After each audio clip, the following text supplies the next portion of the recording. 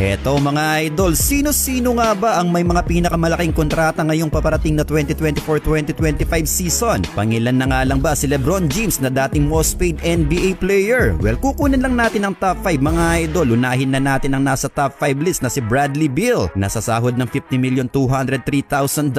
Well, last season mga idol ay umaverage lang siya ng 18.2 points per game. Sa kanyang 53 games played, sinundan naman yan ng kanyang teammate sa Phoenix Suns na si Kevin Durant na nasa top 4 list na may sahod naman $51,179,000. Worth it pa naman yan sa naibibigay na serbisyo ni KD sa Suns mga idol. Nasa top 3 naman ang big man na si Joel Embiid na may sahod ngayong season na $51,415,000. Actually mga idol, parehas lang sila ng kontrata ngayon ni Nikola Jokic na ipinwesto na lang natin sa top 2. At syempre for 8 consecutive season ay nangunguna pa rin ang greatest shooter na si Stephen Curry na sasahod naman ng $55,700,000